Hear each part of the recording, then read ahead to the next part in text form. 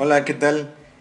Estoy realizando este video por algunas preguntas que me han hecho en los últimos días acerca de algunas reacciones. Hay muchas dudas, pero bueno, vamos por partes. Los cursos básicos de inorgánica te dicen que las reacciones se dan así, como la imagen está aquí, ¿no? Carbono más oxígeno, monóxido de carbono. Carbono más oxígeno, dióxido de carbono. Y así, o las de sustitución simple, perdón, etcétera.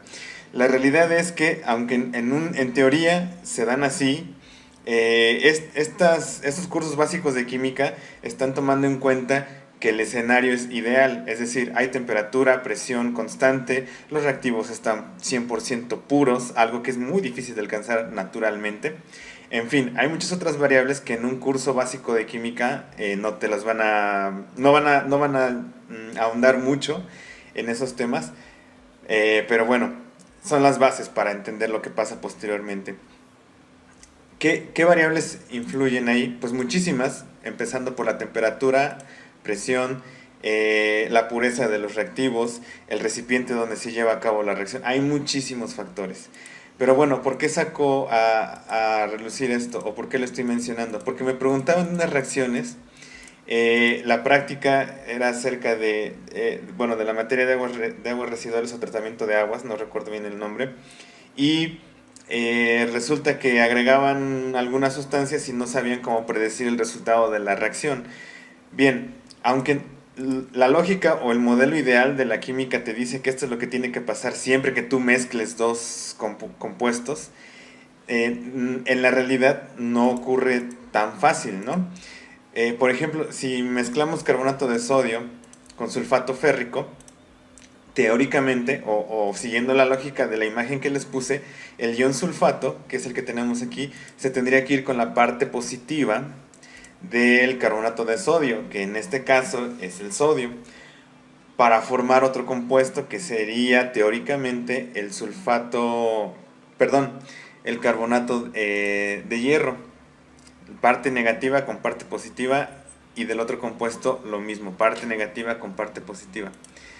Eh, Resulta que el sulfato de sodio sí es una sustancia que podría existir. Es más, vamos a averiguarlo. Y en efecto, si googleamos sulfato de sodio, se dan cuenta que es una sustancia que podemos esperar que se forme en esa reacción, ¿no? Bajo ciertas circunstancias, cabe aclarar, de temperatura, de la cinética de la reacción, de que no haya inhibidores, etcétera. Pero, ¿qué ocurre con el otro que se supone se tiene que formar? El otro que se tendría que formar teóricamente es carbonato de hierro. Ahora, si vemos o buscamos el carbonato de hierro, nos damos cuenta que no es una sustancia que se podría dar fácilmente en esa reacción con condiciones normales. Como vemos aquí, es un oligoelemento de elección, es un mineral que se encuentra en depósitos sedimentarios superficiales. Se dan cuenta que es una roca que tiene como una forma o figuras ahí de cuarzo, bueno, parecido a un cuarzo, no es cuarzo obviamente, pero vamos, seamos sinceros, esto no se va a formar en una reacción en un laboratorio a temperatura y presión constante. Se requieren otros factores, desconozco cuáles, pero seguramente la temperatura y la presión, perdón, son diferentes a las normales para que se pueda dar y se pueda crear este metal, perdón, este compuesto. Así que, aunque en la teoría o en el modelo ideal tenga que formarse esto, aguas, no siempre va a ser así. Lo más seguro es que en esta reacción no se lleve a cabo esa ruptura de los enlaces y no se formen compuestos tan complejos como este. Entonces, la pregunta es, ¿qué se está formando realmente? ¿O cómo ejemplifico la reacción? Bien, pues para ejemplificar esa reacción no se tiene una sola respuesta. Estaban agregando estos compuestos o estas sustancias a un agua residual. En esta figura podemos ver aproximadamente cuál es la composición del agua residual doméstica. Y como pueden ver, contiene muchísimos elementos que no se pueden ejemplificar solamente en una fórmula o con un compuesto.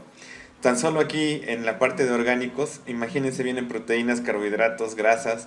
En la parte de inorgánicos vienen arenas, metales y sales. Cada uno de ellos pueden tener un sinfín de sales, arenas, metales, grasas, carbohidratos, etcétera. A lo que voy es que si quieres ejemplificar en una sola reacción, ¿qué es lo que ocurre? Cuando agregas sulfato férrico, carbonato de sodio, hidróxido de aluminio, etcétera, al agua residual, es muy complicado. No sucede una, ni dos, ni tres, suceden decenas, si no es que cientos de reacciones a nivel químico y en diferentes escalas. Y vuelvo a mencionarlo, va a depender de las condiciones en las que se lleven a cabo las reacciones. ¿Sale? Entonces, aguas, cuando hagan este tipo de reacciones, aquí lo más pertinente es que busquen en específico qué es lo que ustedes están buscando, perdón, qué es lo que ustedes están intentando calcular o cuál es el parámetro físico-químico que ustedes quieren medir, cuantificar, darle algún valor o juicio, o bajo su juicio ponerle algún estándar, no sé, alguna opinión, compararlo con alguna norma y buscar bibliografía al respecto para que ustedes puedan escribir y anotar una reacción lógica, pertinente y sustentada en experimentación.